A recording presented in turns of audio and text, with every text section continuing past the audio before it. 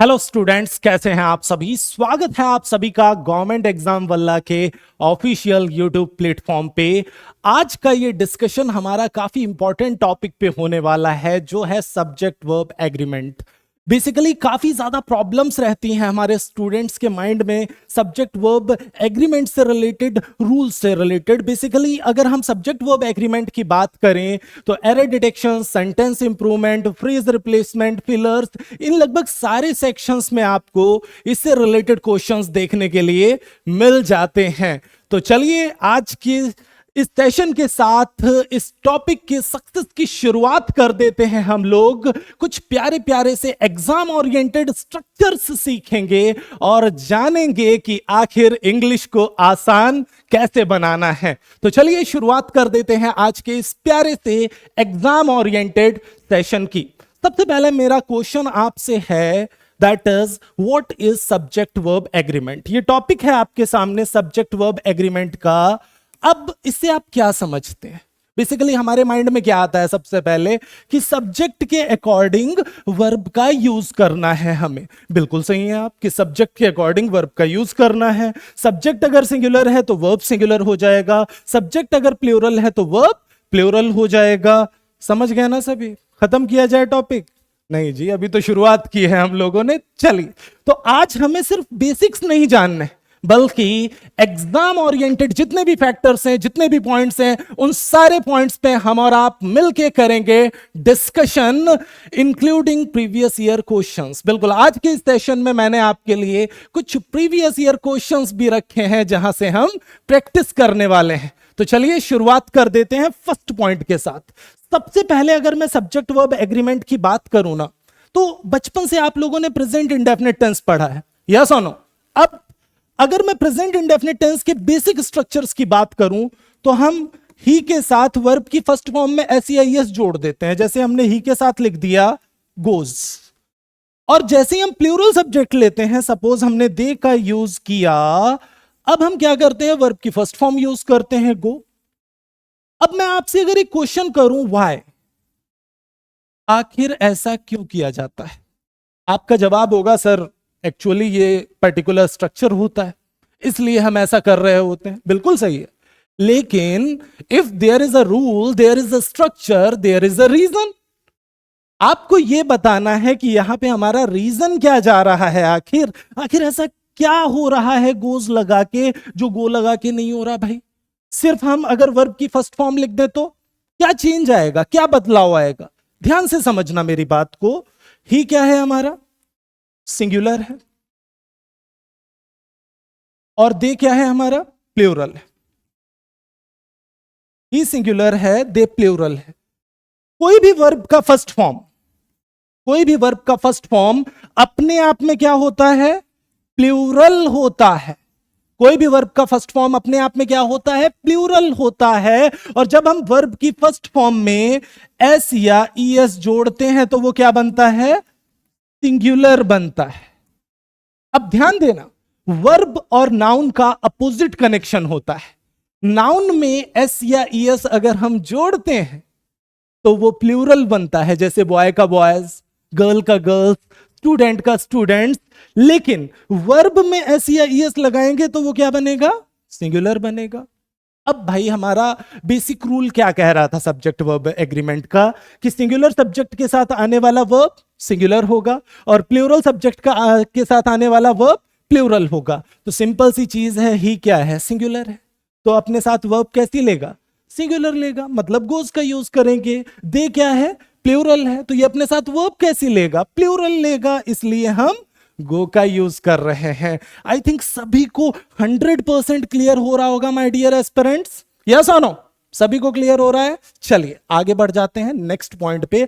अगला पॉइंट देख लेते हैं आखिर हमसे क्या कहना चाहता है। सबसे पहला फर्स्ट रूल है आपके सामने, a singular subject, she, Bill, car takes a singular verb, is, go, shines, whereas a plural subject takes a plural verb. Means singular subject के साथ आने वाला वर्ब सिंगुलर होता है और प्लूरल सब्जेक्ट के साथ आने वाला वर्ब प्लूरल होता है। जैसे the list of items is are on the desk. अब अगर मैं आपसे पूछूं यहां पे इज होना चाहिए या आर होना चाहिए? सबसे पहले हमारे माइंड में क्या आएगा कि हम इसका यूज करें या आर का यूज करें। नॉर्मली अगर हम देखें स्ट्रक्चर को तो हमारे दिमाग में क्या आएगा, अच्छा आइटम्स तो प्लूरल है तो आर लगा देते हैं। लेकिन प्रैक्टिकली सोचो माय डियर एस्पिरेंट्स कि ये एक लिस्ट है, इस पे बहुत सारे आइटम्स लिखे हुए हैं और ये डेस्क पे रखी हुई है। Now tell me one thing, ये लिस्ट क्या है, सिंगुलर है प्लूरल है? ऑफ कोर्स सिंगुलर है, तो इसके साथ आने वाला वर्ब कैसा होगा, सिंगुलर होगा। एक्चुअल सब्जेक्ट हमारा क्या है, एक्चुअल सब्जेक्ट हमारा लिस्ट है, ना कि आइटम्स। और लिस्ट के अकॉर्डिंग हमें क्या यूज करना पड़ेगा, इज का यूज करना पड़ेगा, तब ये स्ट्रक्चर करेक्ट होने वाला है।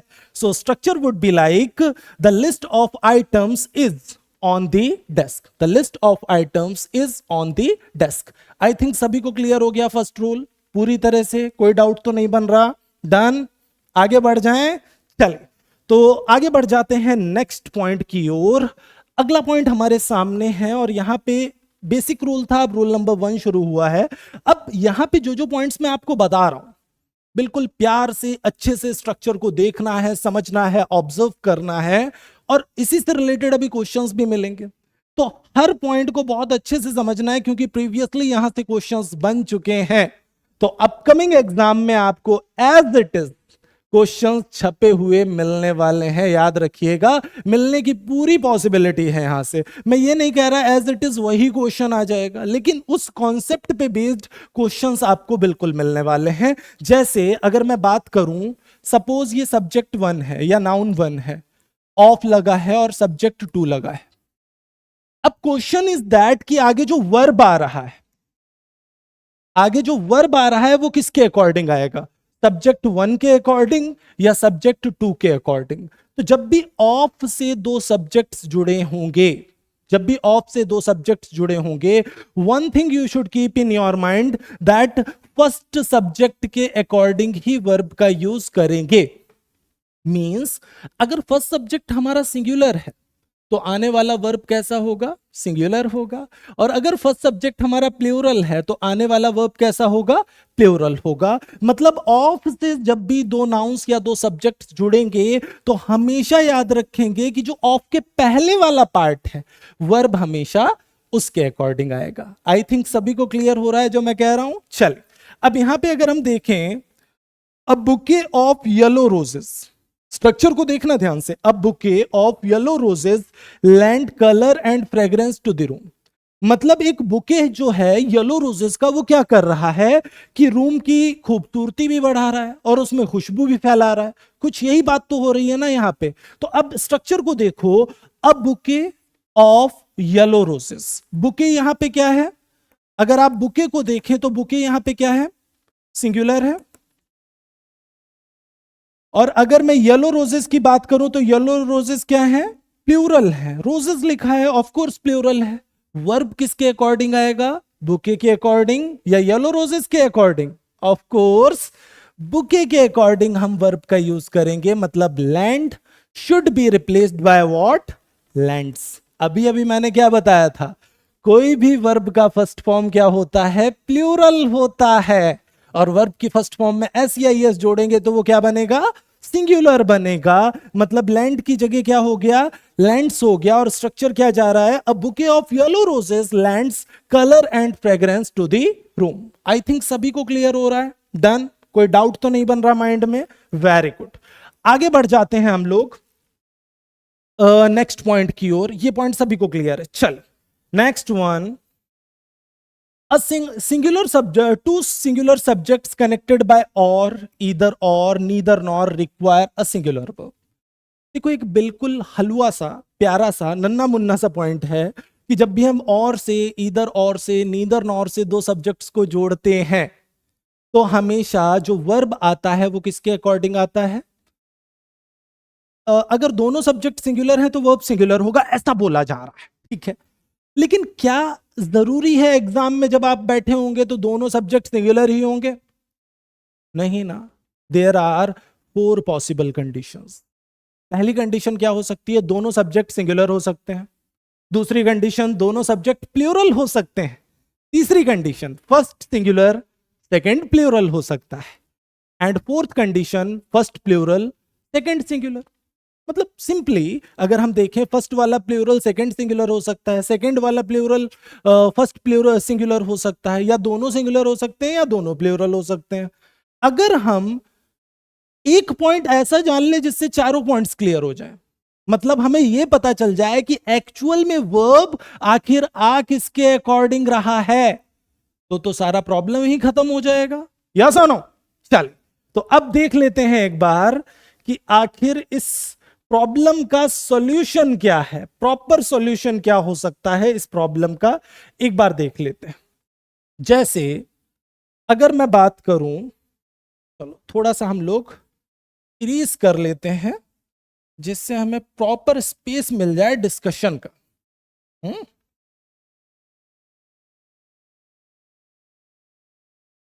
चल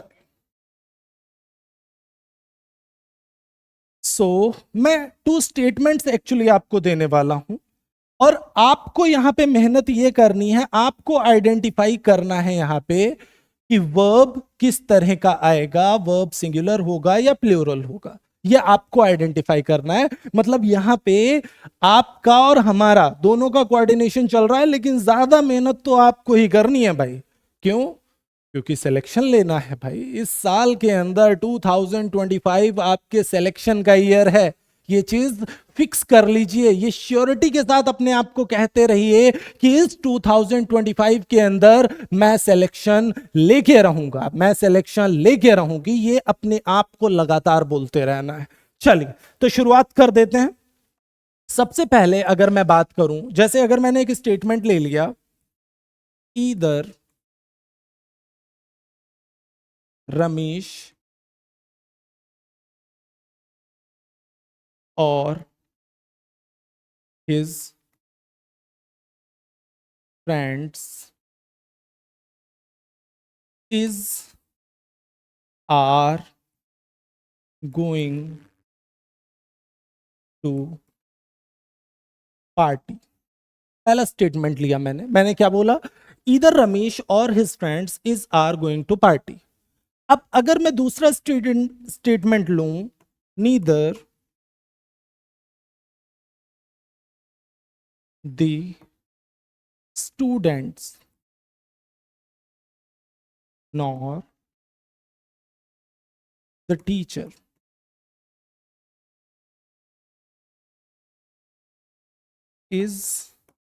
are going to picnic। I have written down two statements. First one is what? Either Ramesh or his friends are going to party. Second one is neither the students nor the teacher are going to picnic। Now अब आपको ये बताना है कि first में कौन सा verb आएगा इस आर में से, और सेकंड में कौन सा वर्ब आएगा। वैसे इसको ईदर और नीदर नॉर, या फिर आप जो बोलते हैं ना ट्रेडिशनली बचपन से आइदर और neither nor, that is also correct pronunciation, don't worry about that. अब यहां से अगर आप देखें तो वर्ब कौन सा आएगा, दैट इज द क्वेश्चन। सबसे पहले अगर आप देखें तो फर्स्ट सब्जेक्ट क्या है? रमेश। रमेश मतलब सिंगुलर। सेकेंड सब्जेक्ट क्या है? हिज फ्रेंड्स, मतलब प्लूरल। अब हमारा दिमाग कैसे काम करेगा कि अच्छा सर ऑफ वाले पार्ट में हम लोगों ने क्या किया था? ऑफ वाले पार्ट में हम लोगों ने फर्स्ट सब्जेक्ट के अकॉर्डिंग वर्ब लगा दिया था, तो अभी हम लोग क्या करते हैं? रमेश के अकॉर्डिंग इज लगा देते हैं, और इसी तरह से हमारा आंसर गलत हो जाएगा। भावनाएं समझ आई? नहीं आई? चलो ध्यान से देखो, जब भी हम इधर और नीदर नॉर और का यूज करेंगे, हमेशा याद रखेंगे always use the verb according to second subject. हमेशा सेकेंड सब्जेक्ट के अकॉर्डिंग वर्ब आएगा, हमेशा सेकंड सब्जेक्ट। सेकंड सब्जेक्ट हमारा प्लूरल है तो वर्ब प्लूरल, और सेकंड सब्जेक्ट अगर हमारा सिंगुलर है तो वर्ब सिंगुलर। सेकंड का मतलब ये समझिए कि वर्ब के पास वाला जो सब्जेक्ट होगा उसके अकॉर्डिंग वर्ब का यूज करेंगे। जैसे यहां पे हिज फ्रेंड्स हमारा सेकंड सब्जेक्ट है, और हिज फ्रेंड्स के अकॉर्डिंग यहां पे क्या आ जाएगा? इज आ जाएगा, आर आ जाएगा, ऑफ कोर्स आर आ जाएगा। दूसरा स्टेटमेंट अगर हम देखें तो neither the students nor the teacher is are going to picnic. तो यहां पे टीचर मतलब टीचर क्या है, यहां पे सिंगुलर है प्लूरल है? टीचर क्या है, सिंगुलर है। तो टीचर के अकॉर्डिंग हम क्या यूज कर देंगे, इज का यूज कर देंगे और हमारा स्ट्रक्चर हो जाएगा करेक्ट। आई होप सभी को क्लियर हो रही है मेरी बातें पूरी तरह से, कोई डाउट तो नहीं बन रहा माइंड में। चले, तो हमेशा याद रखेंगे और का केस होगा, इधर और का केस होगा, नेदर नॉर का केस होगा। हमेशा याद रखेंगे जो वर्ब आएगा वो फर्स्ट सब्जेक्ट सॉरी वर्ब के पास वाले सब्जेक्ट के अकॉर्डिंग मींस सेकंड सब्जेक्ट के अकॉर्डिंग ही वर्ब का यूज करेंगे।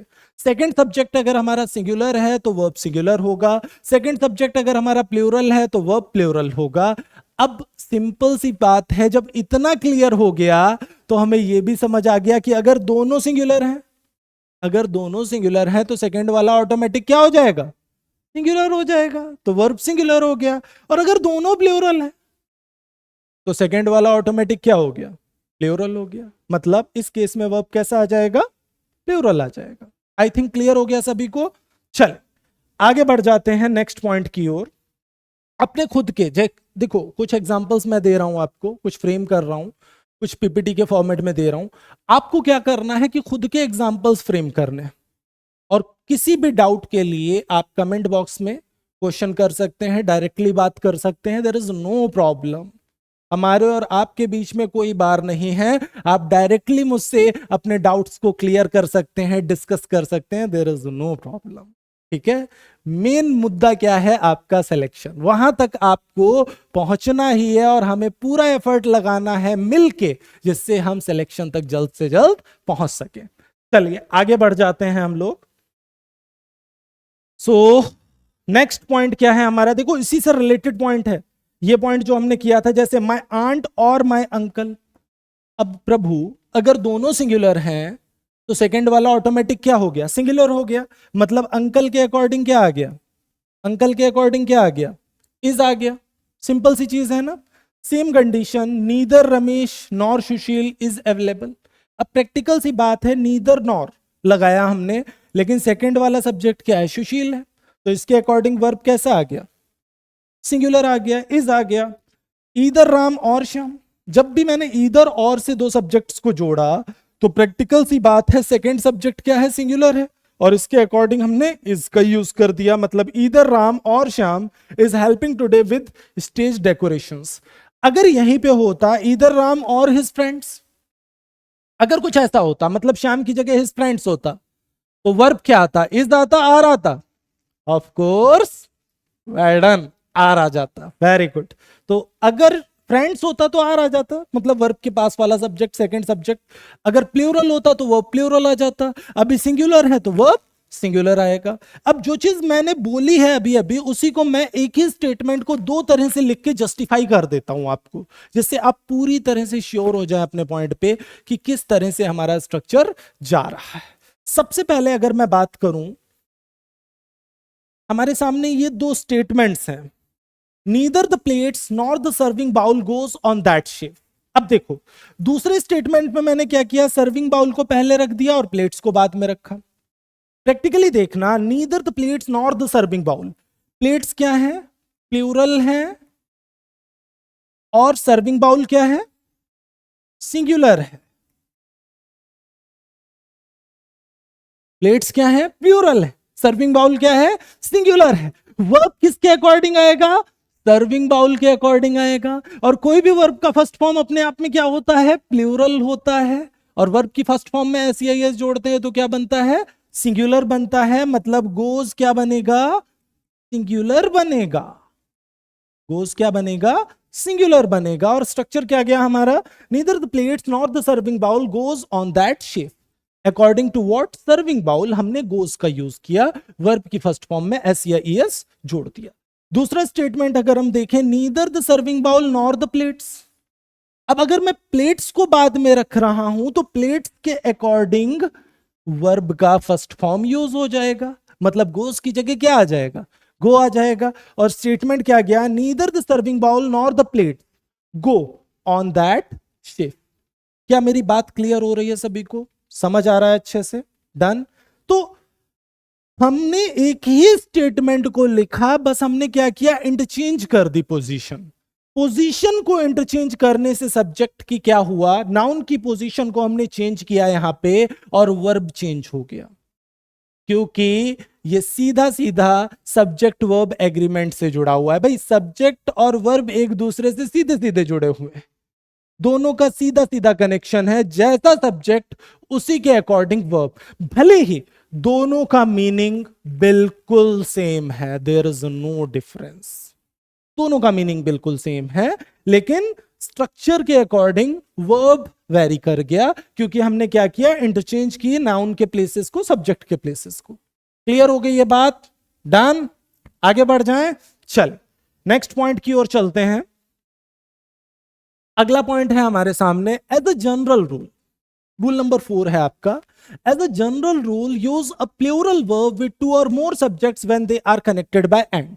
जनरली अगर हम देखें तो अगर दो सब्जेक्ट एंड से जुड़े हैं तो भाई सिंपल सी चीज है, उसके साथ आने वाला वर्ब कैसा होता है, प्लूरल होता है। एक जनरल पॉइंट ऑफ व्यू है, जैसे a car and a bike are my means of transportation, मतलब मेरे मीन्स ऑफ ट्रांसपोर्टेशन क्या है, एक कार है और एक बाइक है। तो प्रैक्टिकल सी बात है, एंड से अगर दो सब्जेक्ट्स जुड़ते हैं तो उनके साथ आने वाला वर्ब प्लूरल होता है। ये जनरल पॉइंट है, सबको पता है, ठीक है। लेकिन अब जो सबको आता है वो एग्जाम में नहीं आता है कि नहीं? तो इस रूल से ज्यादा इंपॉर्टेंट है इसका क्या, एक्सेप्शन। ऑफ कोर्स एक्सेप्शन सबसे ज्यादा इंपॉर्टेंट है आपका इस रूल का। और एक्सेप्शन क्या कहता है, do you know what are compound nouns? Compound nouns क्या होते हैं, बताओ थोड़ा सा कंपाउंड नाउन्स के बारे में।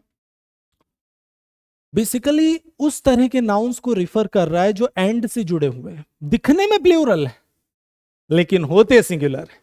मतलब इनके साथ आने वाला वर्ब हमेशा कैसा होता है, सिंगुलर होता है। कौन कौन से नाउन्स हैं ऐसे, जैसे राइस एंड करी, bread and butter, luggage and baggage. देखो मैंने कुछ नाउन्स लिए हैं, जैसे राइस एंड करी, bread and butter, luggage and baggage, and से जुड़े, दिखने में प्लूरल है लेकिन होते सिंगुलर। इनके साथ आने वाला वर्ब हमेशा कैसा होगा, सिंगुलर होगा। जैसे if I am saying rice and curry is my favourite dish, are my favourite dish, क्या होना चाहिए, ऑफ कोर्स क्या आ जाएगा, इज आ जाएगा, ठीक है।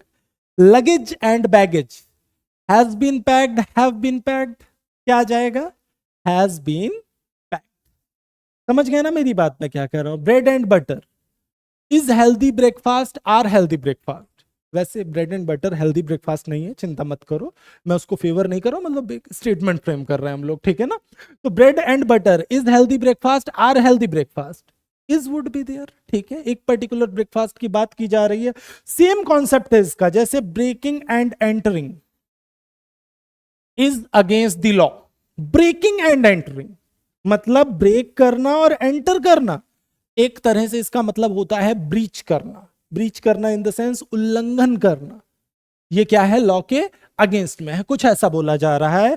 तो ब्रेकिंग एंड एंटरिंग पर्टिकुलर एक मीनिंग रख रहा है, उल्लंघन करने की बात हो रही है किसी भी नियम के, तो यहां पे आर का नहीं बल्कि इज आएगा। Breaking and entering is against the law. अगला, the bed and breakfast was charming. अब दिमाग में आ रहा होगा ये बेड और ब्रेकफास्ट, ये तो दोनों अलग अलग चीजें लग रही हैं, एक कैसे हो गया। तो बेड एंड ब्रेकफास्ट का मतलब है सर्विस।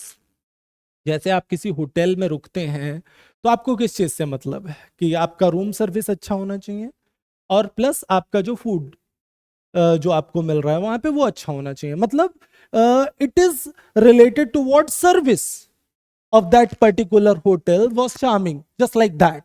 तो ये सर्विस से रिलेट कर रहा है कहीं ना कहीं। ऐसे कई और कंपाउंड नाउन्स हैं जिसकी मैं आपको पूरी, आप कहेंगे अगर आपकी डिमांड होगी तो पूरी लिस्ट करा दूंगा एक, या दे दूंगा आप लोगों को, उसके लिए बिल्कुल निश्चिंत रहिए जो एग्जाम में आए हुए हैं, ठीक है ना। सो जनरली कंपाउंड नाउन के साथ आने वाला वर्ब कैसा होता है? सिंगुलर होता है। क्लियर हो गई ये बात? यस और नो? चल आगे बढ़ जाते हैं नेक्स्ट पॉइंट पे। अगला पॉइंट क्या है? Sometimes the subject is separated from the verb by such words as along with। देखो अब कंडीशन क्या है कि अगर सब्जेक्ट किससे सेपरेट हो रहा है? along with से। along with का यूज हो गया, या फिर as well as आ गया, besides आ गया, not आ गया, no less than आ गया, in addition to आ गया, together with आ गया। जब भी इन फ्रेजेस से हम दो सब्जेक्ट्स को जोड़ते हैं, ऑफ वाला रूल क्या था? याद करो थोड़ा सा। सबसे पहले ऑफ वाला पॉइंट बताया, फर्स्ट सब्जेक्ट के अकॉर्डिंग वर्ब आ रहा था, वही एग्जैक्टली वही पॉइंट यहां भी लागू होगा। अगर हम दो सब्जेक्ट्स को जोड़ रहे हैं, like as well as, along with, no less than, in addition to को जोड़ रहे हैं, इन एडिशन टू से जोड़ रहे हैं दो सब्जेक्ट्स को, always use the verb according to first subject. हमेशा जो वर्ब आप यूज करेंगे फर्स्ट सब्जेक्ट के अकॉर्डिंग यूज करेंगे। फर्स्ट सब्जेक्ट अगर सिंगुलर है तो वर्ब सिंगुलर, और फर्स्ट सब्जेक्ट अगर प्लूरल है तो वर्ब प्लूरल हो जाएगा। जैसे the politician along with the newsman is expected shortly. अब देखो, politician along with the newsman, अगर आप ध्यान से देखें तो पॉलिटिशियन क्या है? पॉलिटिशियन क्या है? सिंगुलर है। लेकिन न्यूजमैन की बात करें, न्यूजमैन लिखा है, MEN लिखा है, तो न्यूजमैन क्या है? प्लूरल है। वर्ब किसके अकॉर्डिंग आएगा? पॉलिटिशियन के अकॉर्डिंग, न्यूजमैन के अकॉर्डिंग? ऑफ कोर्स पॉलिटिशियन के अकॉर्डिंग हमें वर्ब का यूज करना है, मतलब इसका यूज करेंगे, ठीक है, ना कि न्यूजमैन के अकॉर्डिंग। जो फर्स्ट सब्जेक्ट है उसके अकॉर्डिंग वर्ब का यूज करेंगे। सो पॉलिटिशियन के अकॉर्डिंग वर्ब क्या आ जाएगा? इज आ जाएगा। और स्ट्रक्चर क्या गया? The politician along with the newsman is expected shortly, like that. मतलब पॉलिटिशियन जो है न्यूजमैन के साथ जल्द ही आने वाले, कुछ ऐसा बोला जा रहा है यहां पे। दूसरा, excitement as well as nervousness is the cause of her shaking. Excitement as well as nervousness, हमने क्या किया? एज वेल एज से दो नाउन्स को जोड़ा, दोनों अब्स्ट्रैक्ट नाउन है और दोनों अनकाउंटेबल है, और अनकाउंटेबल है तो अपने आप में क्या है? सिंगुलर है, और सिंगुलर है तो वर्ब कैसा जाएगा? सिंगुलर जाएगा। अल्टीमेटली अगर मैं आपसे पूछूं कि वर्ब किसके अकॉर्डिंग आ रहा है आखिर, एक्साइटमेंट के अकॉर्डिंग या नर्वसनेस के अकॉर्डिंग, तो हमें सीधे समझ आ रहा है कि वर्ब किसके अकॉर्डिंग यूज हो रहा है? एक्साइटमेंट के अकॉर्डिंग। कमेंट बॉक्स में ये भी बता दो कि ये दोनों चीजें होती कब हैं?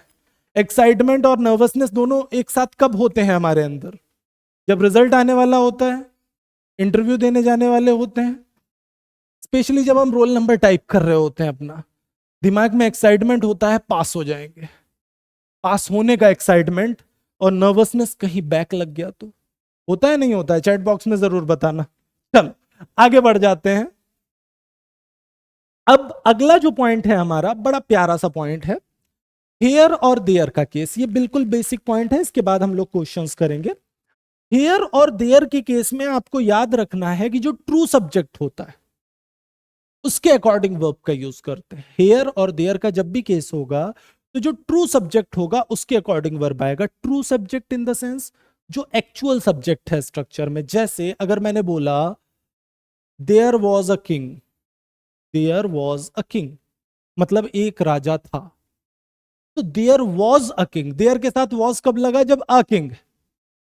लेकिन अगर यहीं पे मैं बोलूं देयर वर 4 किंग्स,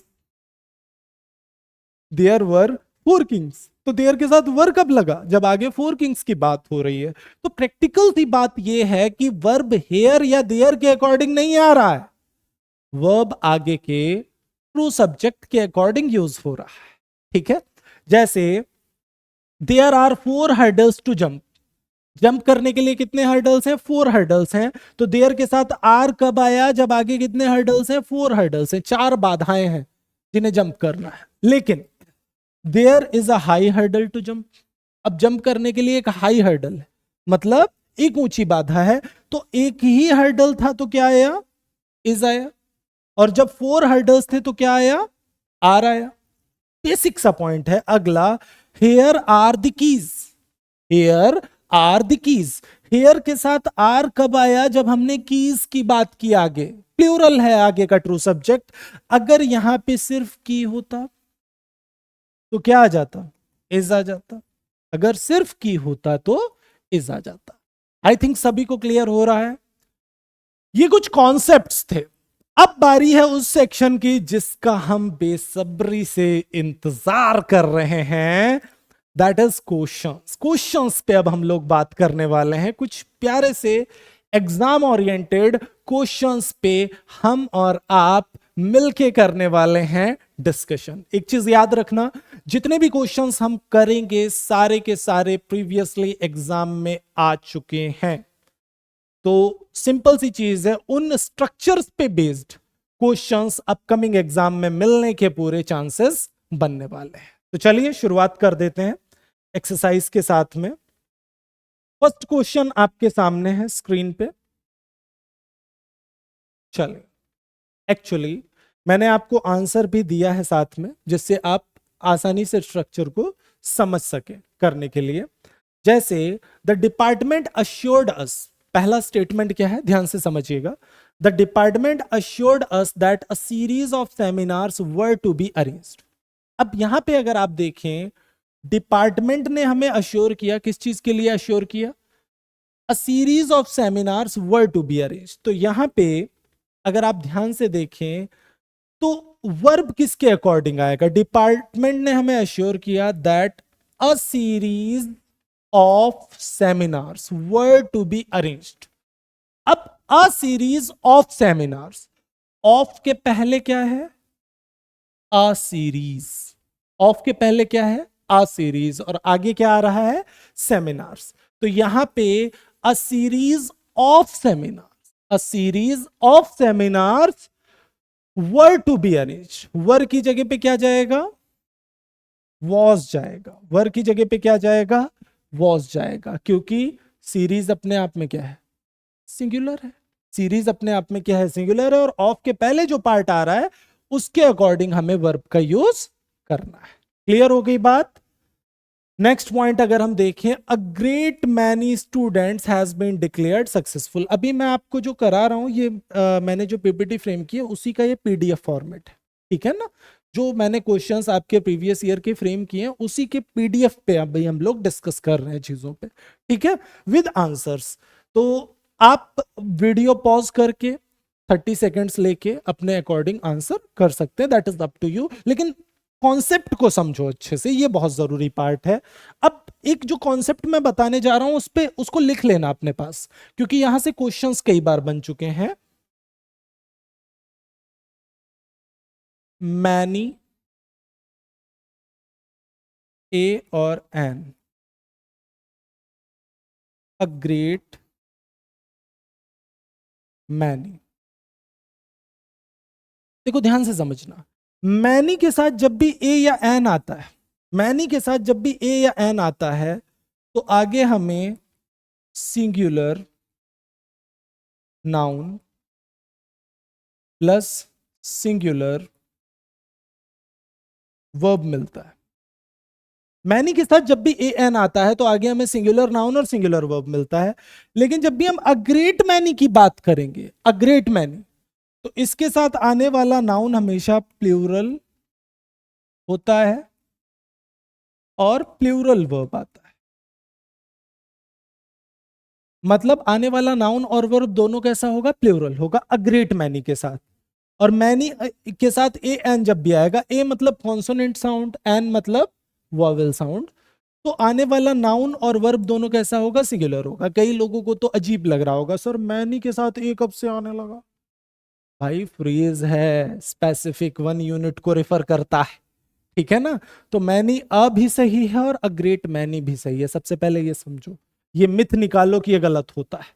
तो अ ग्रेट मैनी अगर मैंने लिखा है तो अब आगे आने वाला नाउन और वर्ब दोनों कैसे होने चाहिए, दोनों ही प्लूरल होने चाहिए।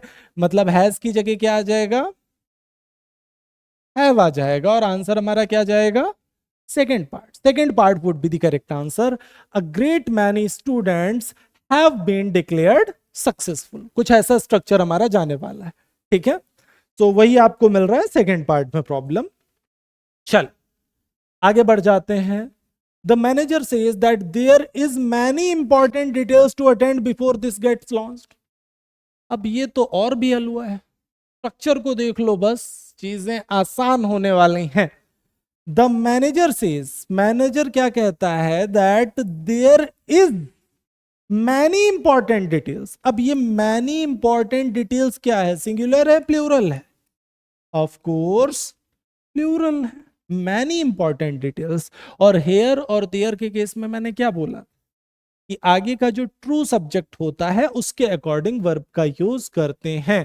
तो देयर इज नहीं बल्कि क्या जाने वाला है, देयर आर जाने वाला है और आंसर हमारा क्या जाएगा, आंसर हमारा जाएगा second part. Second part would B 100% correct answer. आगे बढ़ जाते हैं नेक्स्ट पॉइंट पे। अगला पॉइंट है हमारा फोर्थ क्वेश्चन। एक बार देखो अपने अकॉर्डिंग, आपके पास 10 सेकेंड्स हैं, देखो और पिक करो अपना आंसर स्पीड में सभी।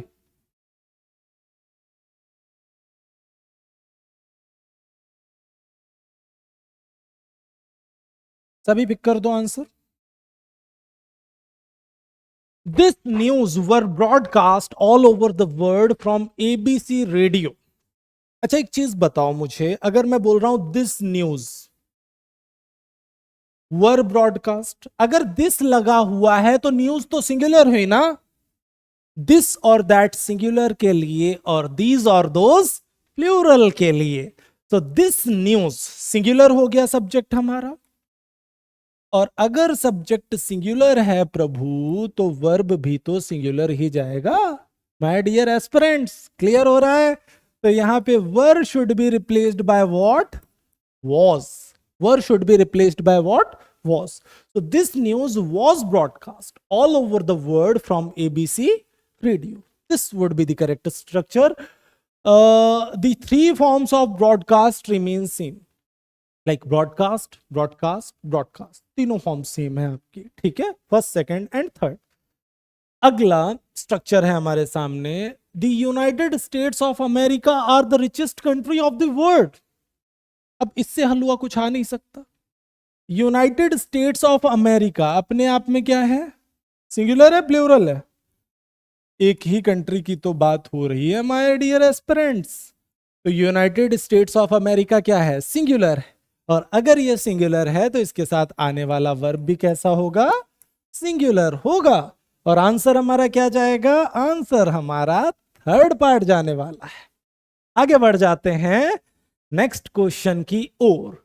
The introduction of tea, coffee and such other beverage have not been without some effect. Structure को देखो जरा प्यार से, बिल्कुल देखो किस पार्ट में बीमारी दिख रही है, बताओ फटाफट। फर्स्ट में, सेकंड में, थर्ड में और फोर्थ में? फोर्थ तो नो एरर का है आपका। चलिए अब स्ट्रक्चर को देखो जरा। The introduction of tea, coffee and such other beverage. देखो ऑफ से दो पार्ट्स जुड़े हैं। ऑफ के पहले क्या है, द इंट्रोडक्शन, और इंट्रोडक्शन क्या है, सिंगुलर है प्लूरल है? इंट्रोडक्शन क्या है, सिंगुलर। और T, coffee and such other beverage, ये जो लिखा है ये क्या है, प्लूरल है। वर्ब किसके अकॉर्डिंग आएगा, इंट्रोडक्शन के अकॉर्डिंग आएगा, और इंट्रोडक्शन सिंगुलर है तो वर्ब कैसा आएगा, सिंगुलर आएगा, मतलब हैज आएगा, ठीक है। अब हैज आ गया तो क्या सेंटेंस सही हुआ? अभी सेंटेंस सही है, अभी भी बीमारी है इसमें। क्या बीमारी है, यहां पे सम लिखा हुआ है। सम पॉजिटिव स्ट्रक्चर में आता है और एनी नेगेटिव स्ट्रक्चर में आता है। Very good. तो सम की जगह पे हमें क्या यूज करना पड़ेगा, एनी का यूज करना पड़ेगा।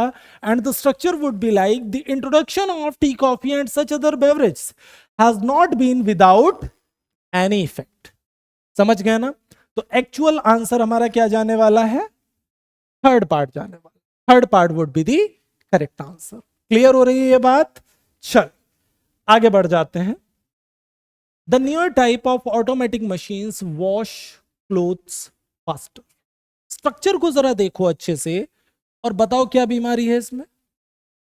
अच्छा, ज्यादातर एस्पिरेंट्स के माइंड में क्या आ रहा होगा कि लाइक न्यू ईयर नहीं होना चाहिए सर, न्यू होना चाहिए, लेटेस्ट होना चाहिए, कुछ ऐसा होना चाहिए, न्यू ईयर अच्छा नहीं लग रहा सुनने में, है कि नहीं?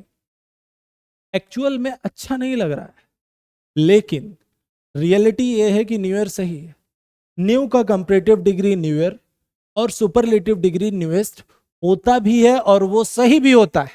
सबसे पहले ये समझिए, तो ये न्यू ईयर तो सही है, इसमें कोई बीमारी नहीं है। तो न्यू ईयर टाइप लिखा हुआ है, ध्यान से समझना। न्यू ईयर टाइप, ऑफ के पहले क्या आया है? टाइप आया है। न्यू ईयर टाइप, टाइप मतलब सिंगुलर। अगर ये टाइप्स होता तो प्लूरल हो जाता, तो टाइप है तो सिंगुलर है। ऑफ ऑटोमेटिक मशीन्स, ये ऑटोमेटिक मशीन्स क्या है? प्लूरल है। अब ये बताओ, ऑफ से दो सब्जेक्ट्स जुड़े हुए हैं, एक तरफ singular the new year type और दूसरी तरफ प्लूरल ऑटोमेटिक मशीन्स। वर्ब किसके अकॉर्डिंग आएगा? वर्ब आएगा द न्यू ईयर टाइप के अकॉर्डिंग, मतलब सिंगुलर। और क्लास की शुरुआत में हमने कुछ डिस्कशन किया था माय डियर एस्पिरेंट्स। क्या डिस्कशन था वो? कि कोई भी वर्ब का फर्स्ट फॉर्म अपने आप में क्या होता है? प्लूरल होता है। ई के साथ गोज लगा रहे थे, दे के साथ गो लगा रहे थे। तो भैया अगर द न्यू ईयर टाइप हमारा क्या है? सिंगुलर है, तो वर्ब भी कैसा हो जाएगा? सिंगुलर हो जाएगा। मतलब वॉश की जगह हमें क्या यूज करना पड़ेगा? वॉशेस का यूज करना पड़ेगा। वॉश की जगह क्या लगाना पड़ेगा? वॉशेस लगाना पड़ेगा। और आपका जो एक्चुअल आंसर जाने वाला है, that would be what? Second part. Second part would be the correct answer. The newer type of automatic machines washes clothes faster. Now it would be the correct structure. Have you got it? Answer हमारा क्या जाने वाला है? It would be B part. ये B part ही है हमारा, ये वाला C part है आपका और ये D part है। ऑप्शन देखने में कभी गलती मत करो। कई बार ऐसा होता है कि ऑप्शन देखने की वजह से हम जो सही होता है उसे गलत करके आ जाते हैं। तो इतना कभी भी नहीं खोना है उस चीज में कि आप ऑप्शन गलत कर दें एग्जाम में, किस वजह से? थोड़ी सी लाइक मिसअंडरस्टैंडिंग की वजह से, थोड़ी सी लाइक केयरलेसनेस की वजह से। जल्दबाजी नहीं करनी है एग्जाम में। मैं मानता हूं कि 1 घंटा होता है और बहुत सारे क्वेश्चंस करने होते हैं, बिल्कुल सही है, लेकिन माइनस में मार्क्स लाने से अच्छा है कि एक मार्क, एक क्वेश्चन हमारा कम हो जाए, ठीक है, लेकिन जो हमें पता है कम से कम वो तो माइनस में ना जाए। इस चीज पे आपको प्रॉपर वर्क करना है जब भी आप ऑप्शंस देख रहे हो। कई बार हम ऊपर ऑप्शन देखते हैं, नीचे हमें कुछ और ऑप्शन मिल रहे हैं, नीचे डी से शुरू हो रहा है फिर बी से, मतलब शफल करके लिख दिया गया। तो इस शफलिंग से बचना है। एग्जामिनर भी चाहता है कि आप जल्दबाजी में आंसर गलत करें। समझ गए ना? चलिए आगे बढ़ जाते हैं। Each of the students in the computer class has to type their own research paper this semester. अब अगर हम स्ट्रक्चर को देखें, each of the students in computer class has to type their own research paper this semester. तो अगर मैं each of लगा रहा हूं, ईच ऑफ द स्टूडेंट्स, तो ईच के साथ देखो, अगर मैं ईच का यूज कर रहा हूं तो इसके साथ जनरली सिंगुलर नाउन आता है,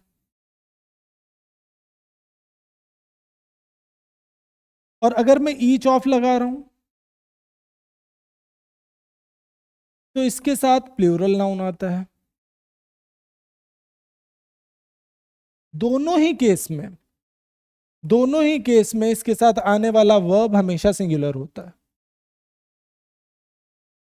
मतलब मैं बोलूं ईच स्टूडेंट या ईच ऑफ द स्टूडेंट्स, दोनों ही केस में वर्ब सिंगुलर ही आएगा, is present. Each girl, each of the girls, each boy, each of the boys, कुछ भी ऐसा यूज करूंगा तो हमेशा याद रखना है कि वर्ब किसके अकॉर्डिंग आएगा? वर्ब हमेशा ईच के अकॉर्डिंग आएगा। ईच या एवरीवन के केस में हमेशा आने वाला वर्ब सिंगुलर होगा। तो each of the students in computer class, तो हैज तो सही हो गया। ज्यादातर लोगों को बीमारी तो यही लग रही थी कि हैज की जगह हैव कर देते हैं, सही हो जाएगा। गलत हो जाएगा प्रभु। हैज की जगह हैव करोगे तो गलत हो जाएगा। तो यहां पे हैज टू टाइप देयर। अब अगर सब्जेक्ट सिंगुलर है, वर्ब सिंगुलर है, तो पॉजिटिव एडजेक्टिव कैसे प्लूरल होगा? मतलब there should be replaced by what? His. Subject singular है, वर्ब सिंगुलर है, तो पॉजिटिव एडजेक्टिव भी क्या होगा? सिंगुलर होगा। So each of the students in computer class has to type his own research paper this semester. ठीक है ना? अब एक चीज और कि दिमाग में ये भी आ रहा होगा, sir each of the students में गर्ल भी तो हो सकती है, हिज ही क्यों लगाए, हर क्यों ना लगाए? ऐसा क्वेश्चन हो सकता है माइंड में। तो प्रैक्टिकल सी बात समझो, ये प्रोनाउन टॉपिक में मैं आपसे डिस्कस करूंगा, लेकिन जब भी ऐसे पॉइंट पे आप फंस जाएं जहां पे जेंडर डिफाइंड ना हो, लाइक मेल या फीमेल, तो वहां पे प्रेफरेंस किसको दिया जाता है? मैस्कुलिन जेंडर को। और क्यों दिया जाता है प्रेफरेंस, अभी मैं प्रोनाउन टॉपिक पढ़ाऊंगा, उसमें मैं वास्ट में डिस्कशन करूंगा। बेसिकली अभी के लिए इतना समझो कि अगर ऑप्शन में हिज हर दोनों आ जाए और फिलर का क्वेश्चन आ जाए, तो हमेशा प्रेफरेंस किसको मिल जाएगा? हिज को मिल जाएगा, जब जेंडर डिफाइंड ना हो। ठीक है? जैसे स्टूडेंट की बात हो रही है या कोई भी ऑफिशियल, उस केस में भी। ठीक है, चलिए next. Patience as well as perseverance are necessary for success. अब देखो ध्यान से, patience as well as perseverance. Patience मतलब धैर्य होता है, परसिवरेंस निरंतरता होता है, दोनों सिंगुलर है। वर्ब किसके अकॉर्डिंग आएगा? पेशेंस के अकॉर्डिंग आएगा प्रभु। तो वर्ब पेशेंस के अकॉर्डिंग अगर आ रहा है माय डियर एस्पिरेंट्स, तो आर की जगह क्या जाएगा? इज जाएगा ना। तो स्ट्रक्चर क्या गया? Patience as well as perseverance is necessary for success. Answer हमारा जाने वाला है second part. Second part would be the correct answer. Next question, one of my aspiration is to become a doctor. अब देखो ध्यान से समझना, one of plus plural noun plus singular verb. अब वन ऑफ के साथ में दा भी हो सकता है, या कोई पॉजिटिव एडजेक्टिव हो सकता है, माई और हिज हर देयर, कुछ भी हो सकता है। यहां पे वन ऑफ माई एस्पिरेशन नहीं, बल्कि क्या होगा? एस्पिरेशंस होगा। One of my aspirations is to become a doctor. ये वन ऑफ के साथ में आने वाला नाउन हमेशा प्लूरल होगा, भले ही आगे सुपरलेटिव डिग्री दी हो नाउन के पहले। Like she is one of the best students in the class, like that. तो बेस्ट लगा दिया, फिर भी स्टूडेंट्स ही आया, स्टूडेंट नहीं आया। समझ गए ना? तो वन ऑफ का यूज करेंगे तो नाउन हमेशा प्लूरल, लेकिन वर्ब हमेशा singular, because it's the case of choice. आगे बढ़ जाते हैं नेक्स्ट पॉइंट पे। तो यहां पे समझ में आ गया, वन ऑफ माई एस्पिरेशंस, मतलब फर्स्ट पार्ट में ही प्रॉब्लम था हमारा छुपा हुआ।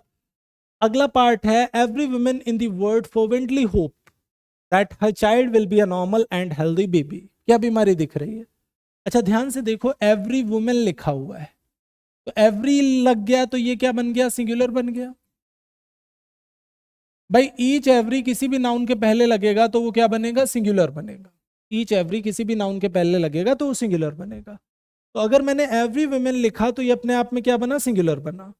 अब यहां पे होप होना चाहिए या होप्स होना चाहिए? वर्ब की फर्स्ट फॉर्म में एस या इज जोड़ेंगे तो वो सिंगुलर बनेगा। तो every women in the world fervently hopes would be there that her child will be a normal and healthy baby, just like that. Actual answer आपका क्या जाने वाला है? It would be second part. Second part would be the correct answer. अभी अभी मैंने कई बार बता चुका हूं, और ये छोटा सा देखो पॉइंट है, लेकिन यहां से क्वेश्चन कितने बनते हैं आप ऑब्जर्व करो इस चीज को। बार बार क्वेश्चंस बनते हैं। एग्जामिनर हमसे अक्सर उन्हीं चीजों को पूछता है जिन पे हम अक्सर ध्यान नहीं दे रहे होते। बिल्कुल छोटा सा पार्ट है, लेकिन क्वेश्चंस कई बार इससे बन चुके हैं आपके। चल आगे बढ़ जाते हैं। Neither of them sent his papers in time for the last seminar. Neither of them, अब देखो नीदर ऑफ देम, ठीक है, sent his papers, either neither अगर लग जाए, इसे आप आइदर नाइदर भी बोल सकते हो, नो प्रॉब्लम। तो सीधी सी बात है, ईच एवरी ईदर नीदर के केस में ये अपने आप में क्या है, सिंगुलर है, हमेशा याद रखो। तो देयर नहीं हिज ही होगा, ध्यान देना, देयर नहीं हिज ही होगा नीदर के अकॉर्डिंग। नीदर मीन्स दो में से एक भी नहीं, ईदर मीन्स दो में से एक, लाइक दैट। इन टाइम भी सही है। इन टाइम और ऑन टाइम में क्या डिफरेंस होता है? इन टाइम मतलब गिवन टाइम के अंदर, ऑन टाइम मतलब गिवन टाइम पे। इन टाइम मतलब गिवन टाइम के अंदर, और ऑन टाइम मतलब गिवन टाइम पे। जैसे ट्रेन आ गई ऑन टाइम, ऑन टाइम का मतलब क्या हुआ, 10 बजे का टाइम था, 10 बजे आ गई, तो ये ऑन टाइम हुआ। इन टाइम का मतलब क्या हुआ, हमें स्टेशन पहुंचना है इन टाइम, मतलब 10 बजे के पहले पहुंचना है ना, ठीक है। क्लास स्टार्ट हुई ऑन टाइम, क्लास ज्वाइन करने के लिए हम कैसे पहुंचे, इन टाइम पहुंचे, समझ गए ना। तो इन टाइम भी सही है फॉर द लास्ट सेमिनार। अब अगर आप ध्यान से देखें तो फर्स्ट भी करेक्ट है, सेकंड भी करेक्ट है, थर्ड भी करेक्ट है। तो आंसर क्या होगा, वही जो हम यूज नहीं करते, जो हम चूज नहीं करते। नो एरर, ये स्टेटमेंट सही है, इसमें कोई बीमारी नहीं, ठीक है। चल आगे बढ़ जाते हैं। अगला, many a students participated in the competition. देखो अभी मैंने आपको बताया था कि मैनी के साथ जब भी ए एन आता है तो आगे आने वाला नाउन और वर्ब दोनों सिंगुलर होता है। हालांकि ये पास्ट इंडेफिनिट टेंस है, तो नाउन भी सिंगुलर हुआ और वर्ब तो सिंगुलर प्लूरल दोनों के साथ वर्ब की सेकंड फॉर्म आती है पास्ट इंडेफिनिट टेंस के अफर्मेटिव स्ट्रक्चर में। तो बीमारी कहां पे थी, फर्स्ट पार्ट में ही थी आपकी, many a student participated in the competition, कुछ ऐसा। आगे बढ़ जाते हैं। Shivangi never has and will allow her brother to join army. अच्छा एक प्रैक्टिकल सी बात समझना, अगर दो अलग अलग वर्ब्स हैं, हेल्पिंग वर्ब्स हैं, जिनके साथ अलग अलग मेन वर्ब आता है, सपोज एक के साथ वर्ब का फर्स्ट फॉर्म आता है, एक के साथ वर्ब का थर्ड फॉर्म आता है, तो दोनों ही हेल्पिंग वर्ब्स के लिए एक वर्ब कैसे यूज करेंगे? Are you getting that? मतलब दोनों के लिए अलग अलग मेन वर्ब चाहिए होंगे ना। अब यहां पे अगर हम देखें, शिवांगी नेवर हैज, वैसे नेवर का यूज हैज के बाद होना चाहिए, नेवर पहले आ रहा है मतलब स्ट्रक्चर पे एम्फेसाइज कर रहा है, जोर दे रहा है। और यहां पे अलाउ की जगह क्या होना चाहिए, पहले अलाउड होना चाहिए, क्योंकि हैज के साथ वर्ब का थर्ड फॉर्म आता है, और फिर एंड नेवर विल अलाउ। तो नेवर पहले जो आ रहा है, वैसे नेवर एडवर्ब ऑफ फ्रीक्वेंसी है, और ये भी किसके बाद आना चाहिए, वर्ब के बाद आना चाहिए, हेल्पिंग वर्ब के बाद आना चाहिए। लेकिन एक्चुअल में ये एम्फेसाइज कर रहा है, इसलिए नेवर का यूज पहले करके दिखा रहा है आपको, जिससे आप यहां पे एरर पिक करें देख के। लेकिन एक्चुअल प्रॉब्लम क्या है, हैज के साथ वर्ब का थर्ड फॉर्म चाहिए, तभी विल के साथ फर्स्ट फॉर्म आएगा। मतलब हेल्पिंग वर्ब जब अलग अलग है तो मेन वर्ब भी इनकी अपनी इंडिपेंडेंट अलग अलग होंगी, ठीक है। चल next, not only will Shivangi come here but also she will stay. अब देखो नॉट ओनली के बाद विल शिवांगी आया, फिर एम्फेसाइज कर रहा है स्ट्रक्चर पे, मतलब शिवांगी यहां आई ही नहीं, बल्कि आएगी ही नहीं, बल्कि यहां रुकेगी भी, लाइक दैट। तो यहां पे अगर आप देखें, पैरेललिज्म नॉट ओनली के बाद जब आपको हेल्पिंग वर्ब पहले मिला, सब्जेक्ट बाद में मिला, स्ट्रक्चर पे एम्फेसाइज किया जा रहा है, तो बट ऑल्सो के बाद भी तो सेम स्ट्रक्चर होगा ना। माय डियर एस्पिरेंट्स, क्लियर हो रही है ये बात? So not only will Shivangi come here but also will she. अब ज्यादातर लोग तो ये सोचेंगे विल शी क्यों लगा रहे हैं सर, शी विल ही सही लगने देते हैं, फर्स्ट में एरर पिक कर देते हैं।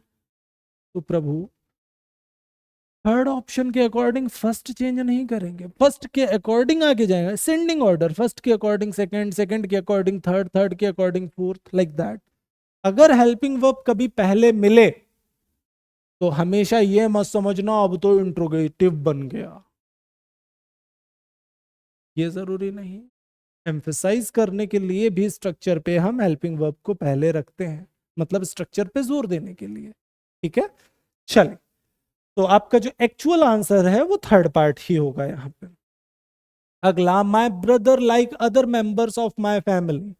अब देखो, my brother like other members of my family were left shelterless as the result of flood in the city. अब देखो, माई ब्रदर जैसे as well as, along with, no less than, in addition to, besides का concept था, वही concept like पे भी लागू होता है।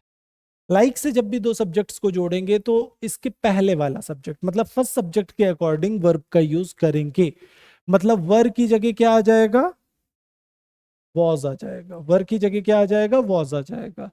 सो my brother like other members of my family was left shelterless as a result of flood in the city, like that. तो were की जगह क्या आ जाएगा, वॉज आ जाएगा, और आंसर हमारा सेकेंड पार्ट जाएगा।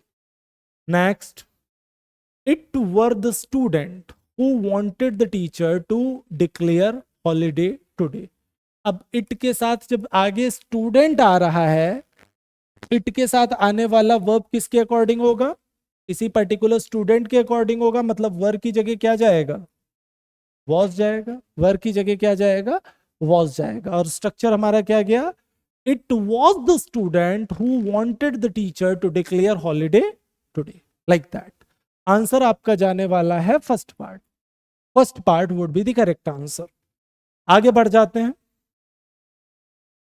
आई made my friend wrote a letter in blue ink. I made my friend wrote a letter in blue ink. तो यहां पे मेड का यूज हुआ है। जैसे ही मेड हिम वीप, उसने उसे रुलाया। तो मेड के साथ में आपका बेयर इन्फिनेटिव आता है। बेयर इन्फिनेटिव का मतलब वर्ब का फर्स्ट फॉर्म आएगा, उसके पहले कभी टू नहीं आएगा या थर्ड फॉर्म नहीं आएगा। अब प्रैक्टिकल सी बात है, write, wrote, written, wrote verb की सेकंड फॉर्म है, और मेड के साथ क्या आता है, वर्ब का फर्स्ट फॉर्म आता है, मतलब बेयर इन्फिनेटिव आता है। तो रोट की जगह क्या आ जाएगा, रोट की जगह क्या आ जाएगा, राइट आ जाएगा। सो आपका एक्चुअल आंसर क्या गया, I made my friend write a letter in blue ink, like that. Actual answer हमारा क्या जाएगा, second part. Second part would be the correct answer. आगे बढ़ जाते हैं नेक्स्ट पॉइंट पे। अगला क्वेश्चन हमारे सामने है, we had better to leave early if you want to reach the examination hall on time. ये क्वेश्चन मैं चाहता हूं आप सभी करें स्पीड में। मैं एक स्ट्रक्चर आपको बताऊंगा, इसको बहुत अच्छे से दिमाग में रखना है। यहां से क्वेश्चंस कई बार बने हैं।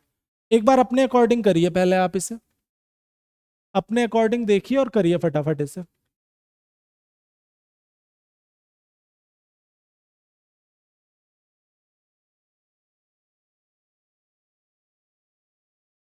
ओके, अब जरा स्ट्रक्चर देखना, जो बता रहा हूं उसे ध्यान से समझना।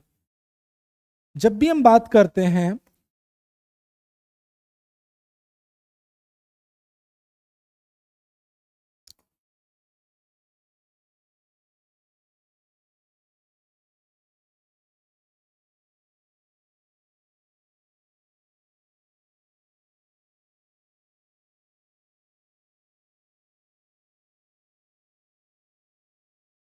जब भी हम बात करते हैं would rather, rather than, sooner than, had better की, would rather, rather than, sooner than, had better, ये चारों फ्रेजेस बहुत अच्छे से दिमाग में रखना, ये कई बार आ चुकी हैं, बार बार। इनके बाद हम हमेशा बेयर इन्फिनेटिव का यूज करते हैं। क्या यूज करते हैं, बेयर इन्फिनेटिव का यूज करते हैं। मतलब इनके बाद हमेशा वर्ब का फर्स्ट फॉर्म तो आता है, लेकिन उसके पहले कभी टू नहीं आता। इनके बाद हमेशा वर्ब का फर्स्ट फॉर्म तो आता है, लेकिन उसके पहले कभी टू नहीं आता। So we had better to leave early if we want to reach the examination hall on time. तो यहां पे टू लीव नहीं बल्कि लीव आएगा। मैंने कहा क्या बोला, बेयर इन्फिनेटिव। बेयर इन्फिनेटिव का मतलब क्या, वर्ब का फर्स्ट फॉर्म, उसके पहले टू नहीं, ना ही ING form. So we had better leave early if we want to reach the examination hall on time. This would be the correct structure and answer would be what? Second part. Second part would be the correct answer. आगे बढ़ जाते हैं next question पे। Last question of today session, ये हमारे आज के session का आखिरी क्वेश्चन है। इसके बाद ये सेशन आज का हमारा कंप्लीट हो जाएगा। एक बार स्ट्रक्चर को देखेंगे, समझेंगे, क्या प्रॉब्लम लग रही है इस सेंटेंस में? The secretary and the principal of college are attending the district development council meeting at the collectorate. देखो, पिक करो आंसर।